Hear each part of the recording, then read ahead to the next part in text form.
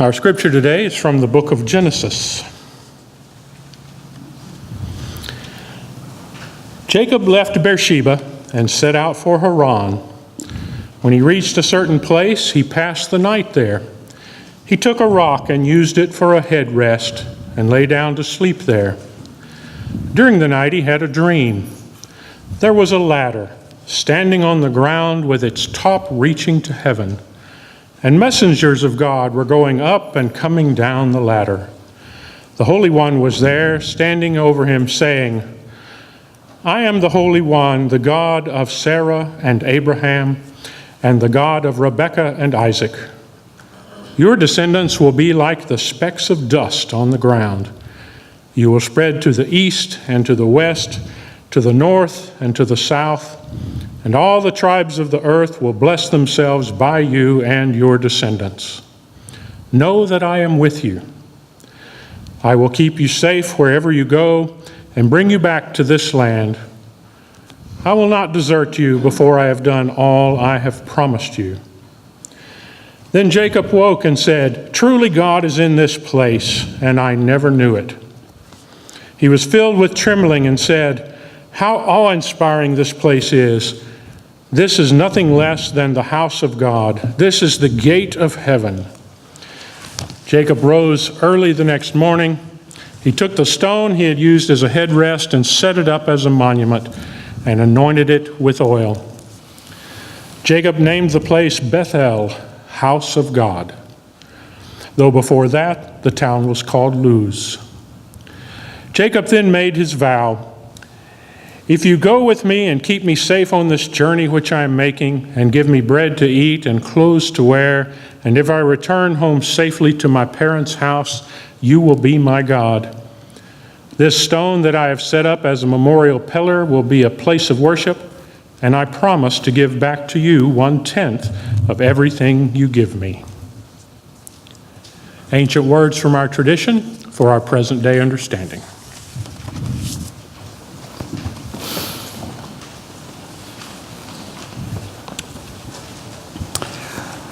Well, I'm very serious when I say thank you for coming to church today. I know the weather was bad, but very often it can be Death Valley experience. So I'm very, very grateful that you're here. Now, yesterday I was in San Antonio for a healthcare rally, Healthcare for All. And I'm sitting there, with these things going on, and it just, all of a sudden, a question just started haunting me. And that is, what has become of the American dream? When did that call for life, liberty, and pursuit of happiness become an adulterated pursuit of greed at any cost? How can we have a nation governed by people who are so against those basic charters, who tell us that the people we're to be afraid of are refugees and immigrants? And yet Harvard study tells us that 45,000 people will die this year for lack of medical coverage. That's 11 9/11s.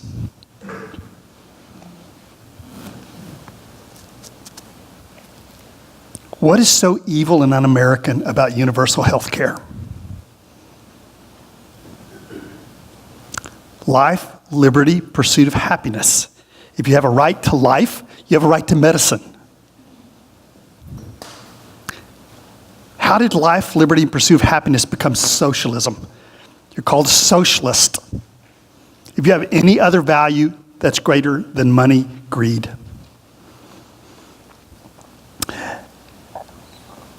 I saw the sort of depression and deflation, and one of the things I hope to do every week is to help us find a place that's deep enough and peaceful enough and joyful enough to not despair when we look out at the world. Fascism depends on that despair. Fascism depends on a leader who can push your buttons and gets rent-free access to your brain, gets to live there. You probably heard a couple of days ago that our president has discovered the cause of cancer.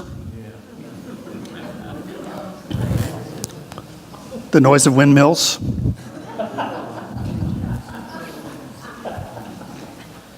Now we laugh, but we have to understand that what we're really talking about is distraction from the pillaging and destruction of the public sector of the republic.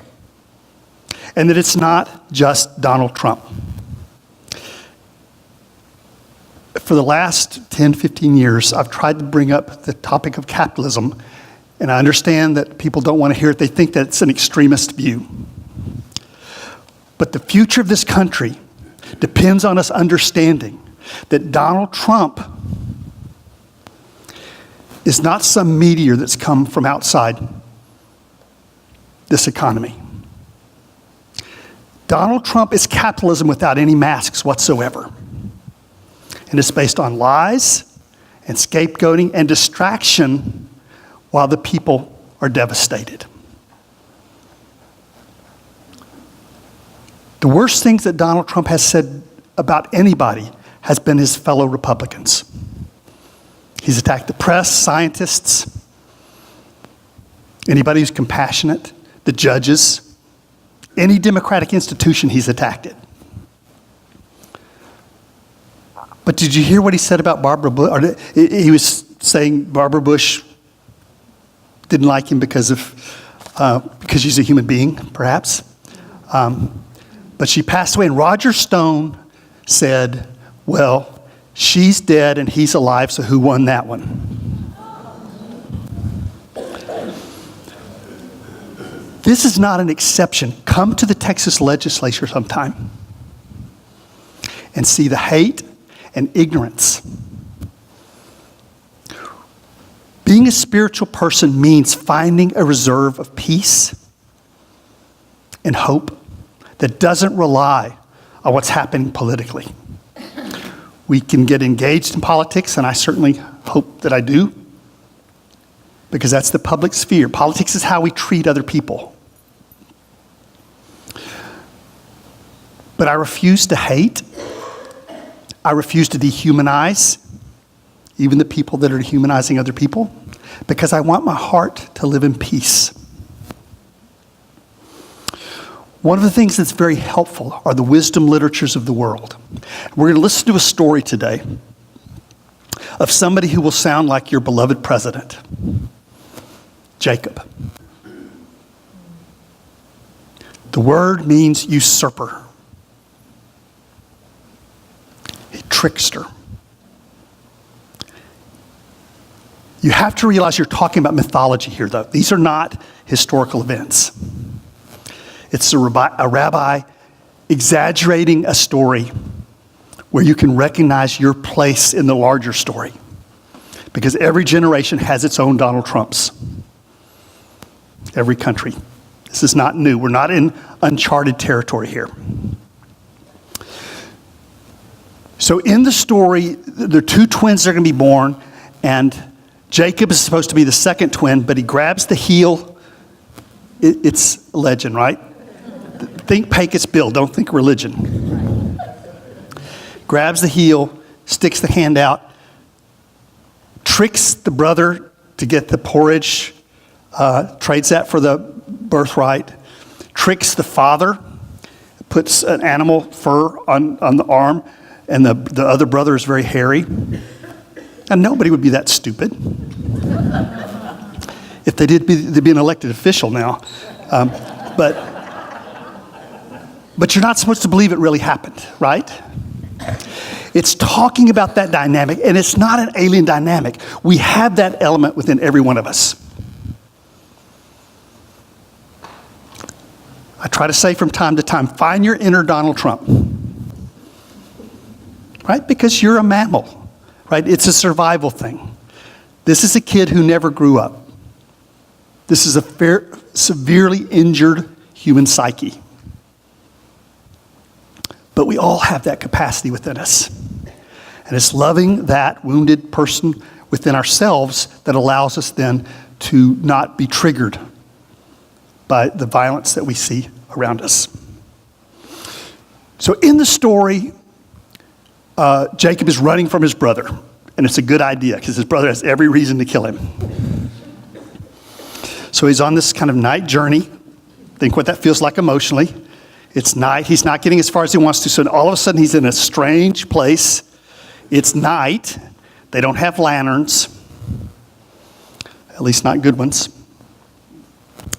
So he gets a rock and uses it as a pillow. Now, do you think that really happened? Of course not. It's the symbol of a guilty sleep. Right? You're trying to sleep, but you can't because you know you've done something wrong. You know you need to change. He has this experience of a ladder going up to heaven, reaching down to the earth.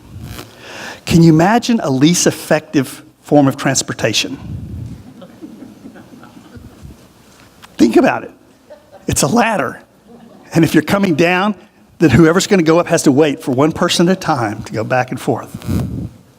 It's a symbol. Apparently the symbol was developed before angels could fly. See, it's important to realize about Judaism and Christianity is that the mythologies that grew. Right? Angels developed over time, demons developed over time. And you see the cracks in the story, which is good because you're not supposed to believe the story. You're supposed to let the story take you into your own inner depths and awaken something in you. The story starts teaching to us when Jacob realizes that God was already there. He says, God was already in this place and I had no idea. He's been living for himself. And all of a sudden he realizes that there's something sacred there. But he's still a hustler, right? The deal he's going to make with God is, I tell you what, you give me everything I want and I'll let you be my God. I'll keep 90%, but you can have 10%. Great deal. I'm sure God was just thrilled. You get the idea. It's a huckster. And as maddening as it is, you realize there's a part of you like that. It's like the song Stairway to Heaven. There's a lady who, sure, all that glitters is gold, and she's building a stairway to heaven, something like that. It's that idea of somebody who's so rich and powerful and famous, they think they can buy everything. But you can't. Right? You can't fill the heart with things. Right? Property rights will never replace human rights in your own heart. Great buildings will never replace the glory of nature itself in your heart. So what you're being called to is not to believe in some story about a long time ago someplace else, but to just touch the deep parts of your own heart so that you recognize them. There are a couple of quotes I ran across this week that I thought said it pretty good. The miracle is not that God shows up and breaks into our lives. And please know, I use the word God because I'm a Presbyterian minister. If you don't honestly use that imagery in your head, then whatever evokes wonderment, the sacred in your life, that's what it's talking about. God is a symbol, not an object.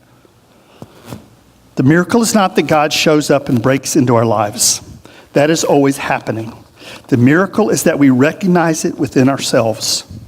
The latter is revealed in the lives of fugitives, in the dark places of life where the sun has set and people have lived up to their names.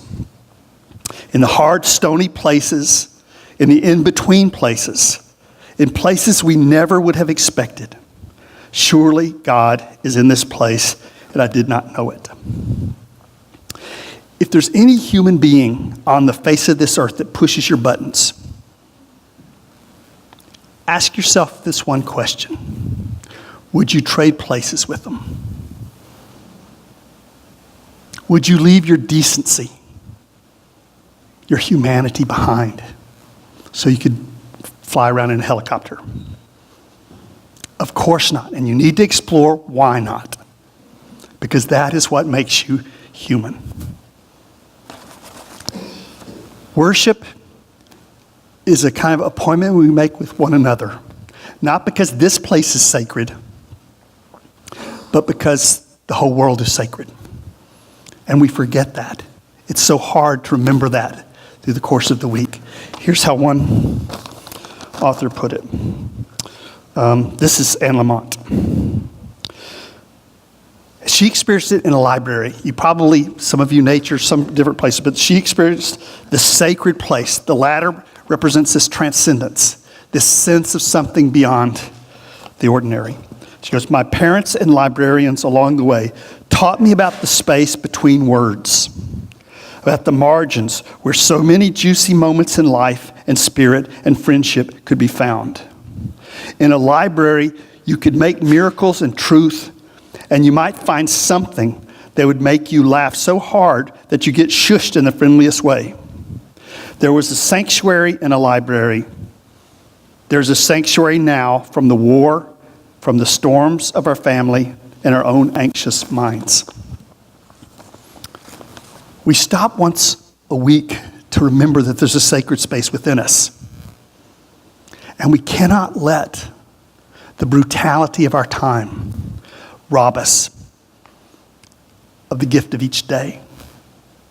Please remember that people through history lived through much worse than we've ever known. I'm not saying we're not going to that same place. But you do not have to live in fear. You do not have to live in hatred, resentment. That peace is a choice that we can make, which begins when we remember that whatever we mean by sacred or wonderment or reverence is already here. How many prayers do we try to get God to come? As though God's the problem. It's hard to stomach sometimes. Right? We pray to God for peace. Was God the one that led us to the Iraq War? I don't think so. Right? We have some work to do down here. So that's the first. The second thing is, the ladder stands for transformation. We all want to change the world, but the place we have to change first is our hearts.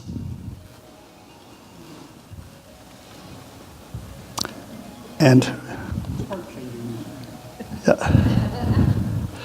it's always a thing that's hard to find, and that's okay. But we're trying to change what we can't affect, and we feel hopeless and helpless. When you change your heart, you do change the world.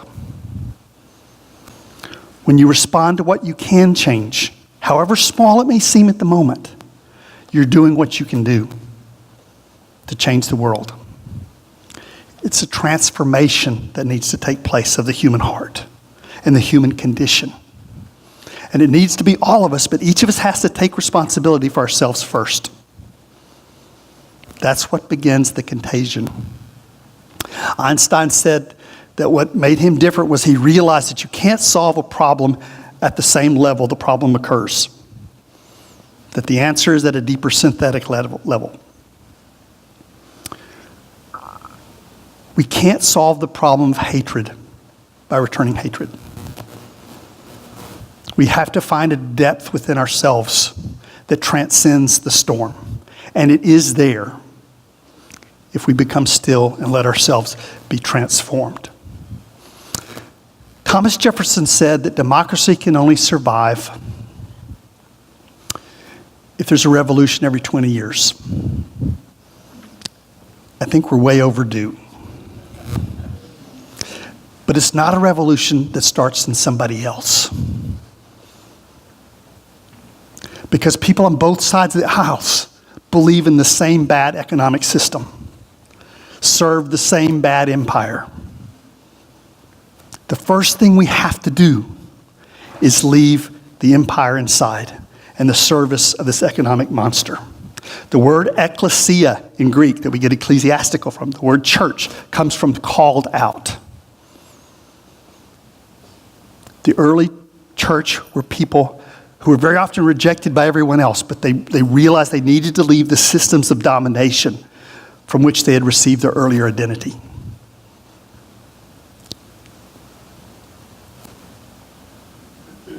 Martin Luther King said that we need a revolution of values. He said this nation was formed by revolution, and it can't be saved by the status quo. And just because somebody's smirking doesn't mean they know what they're talking about. In an ecological crisis, moderation is insanity. Right? I don't care how much somebody smirks or acts like they know what they're talking about. When these young Turks that are coming into Congress say we need a radical new approach to the ecological struggle, it's not more moderate. It's not even sane to say, well, if we go extinct slowly, then that's, we won't upset the economy. And sort of the two choices that are on the table right now is, do you want to crash against the wall at 100 miles an hour or 50 miles an hour? It doesn't have to be that way. But first, we have to step out of the trance ourselves. And people can feel it. Can't you feel it when the young Congresswoman, AOC, when she speaks, when she moves, you know she's outside the system. You know that's what we're seeking for. And it does her no favor to put her on pedestals. But she's not going to sell out to be a good Democrat.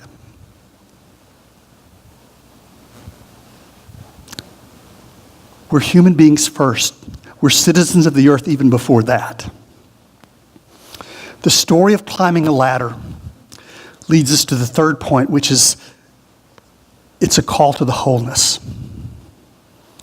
People who say they're right to life and don't realize that life is ecological and there's a struggle there. And you can't say people lose the right to life as soon as they commit the crime of actually gestating, of actually forming and being born. You can't say that a gestated female is of less value or even of equal value of the inception of pregnancy. There's a reformation, a radical revolution of the mind that needs to take place. But it's a return to our own human hearts, to our humanity, to nature, to life, and realizing there's nothing of more value or even equal value to the life we share every day. The way we know we're on the path is that it's a blessing to everyone. Jacob may have misunderstood the promise of the land. This land has been given to you and your ancestors. But the way the promise goes is you will be a blessing to all beings. That's how you know religion is good or bad. When it blesses some and curses others, it's bad. When it's got a list of scapegoats and people who aren't included, that's not the promise that's being talked about in this story. So the story walks through three very quick steps. One is to realize that what we're looking for is already here. Right? The sacred, whatever you mean by that, has to already be here. So the problem isn't that God is missing. The problem is that we're not paying attention. So go to that place that's a temple for you, whatever it is.